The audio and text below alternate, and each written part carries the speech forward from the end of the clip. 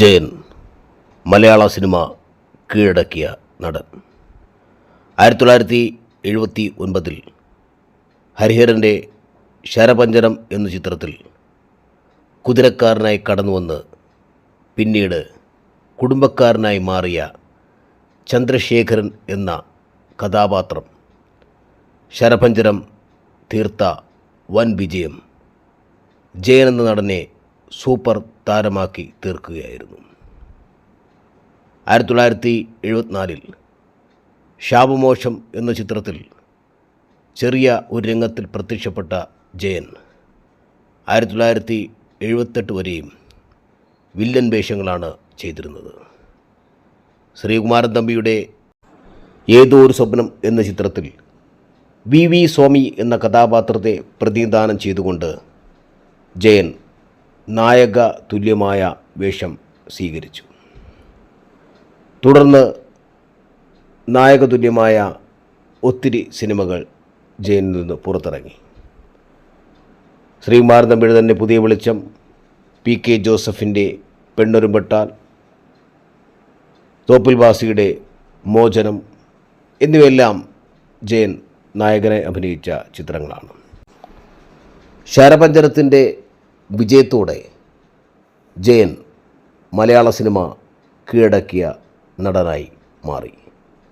എന്തുകൊണ്ടെന്നാൽ അന്ന് വരെ മലയാള സിനിമ നിറഞ്ഞു നിന്നത് പ്രേം നസീർ എന്ന മഹാനടൻ തന്നെയായിരുന്നു.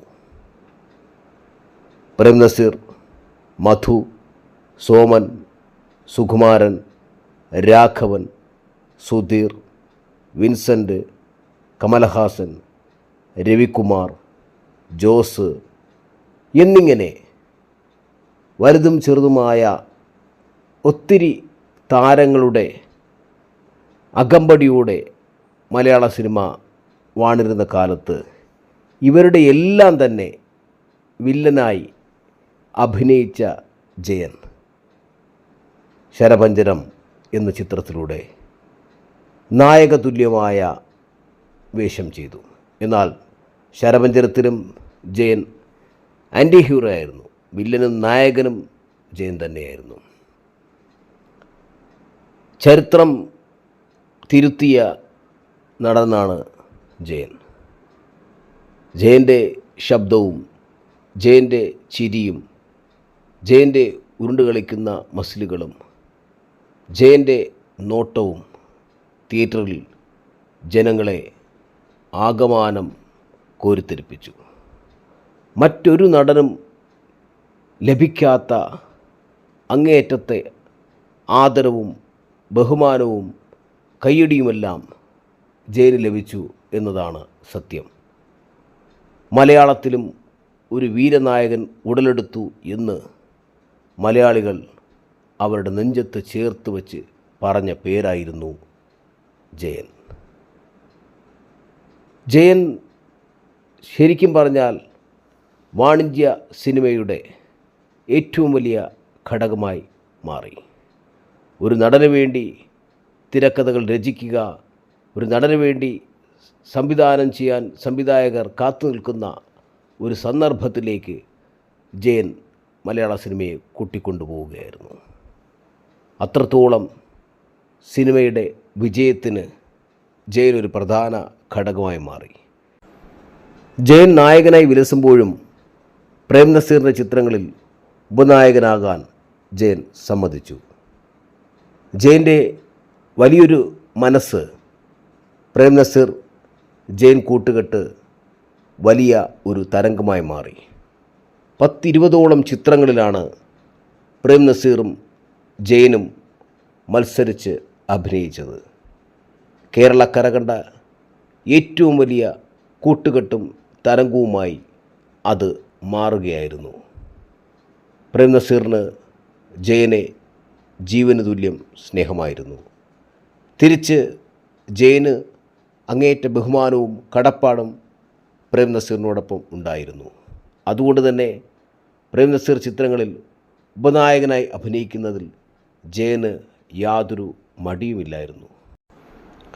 സൂപ്പർ താരമായി വിലസി നിന്ന പ്രേം നസീർ ജയൻ്റെ ഒരു ചിത്രത്തിൽ നായാട്ടിൽ ഉപനായകനായും അഭിനയിച്ചു. സത്യത്തിൽ പ്രേം നസീർ ജയൻ്റെ ഉപനായകനായി അഭിനയിക്കുന്നത് സ്വപ്നം കാണാൻ പോലും മലയാള സിനിമയ്ക്ക് കഴിയില്ല. അക്കാലത്താണ് പ്രേം നസീർ വളരെ സന്തോഷത്തോടെ ജയൻ്റെ നായകവേഷത്തിനൊത്ത് ഉപനായക വേഷം സ്വീകരിച്ചത്. പ്രേം നസീർ എന്ന ആ വലിയ നടൻ്റെ വലിയ മനസ്സ് മലയാളികൾ വാനോളം പുകഴ്ത്തി. അല്ലെങ്കിലും ജയനോട് പ്രേം നസീറിനുണ്ട കടപ്പാട് ചെറുതല്ല. തിരിച്ച് പ്രേം നസീറിന് ജയനോടുള്ള കടപ്പാടും ചെറുതല്ല. അവർ തമ്മിൽ സഹോദരാദികളെപ്പോലെ ആത്മാർത്ഥ ബന്ധമുണ്ടായിരുന്നു. ശരിക്കും ഒരു ഗുരുവിനെപ്പോലെ, വഴികാട്ടിയെപ്പോലെ പ്രേം നസീറിനെ ജയൻ സ്നേഹിച്ചിരുന്നു, കണ്ടിരുന്നു.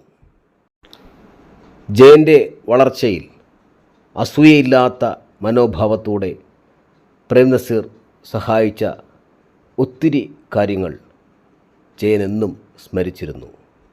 അതെ, ജയൻ മലയാള സിനിമയെ കീഴടക്കിക്കൊണ്ട് മലയാളത്തിലെ 1-ാം നമ്പർ താരമായി ഉയർന്നു വരികയായിരുന്നു.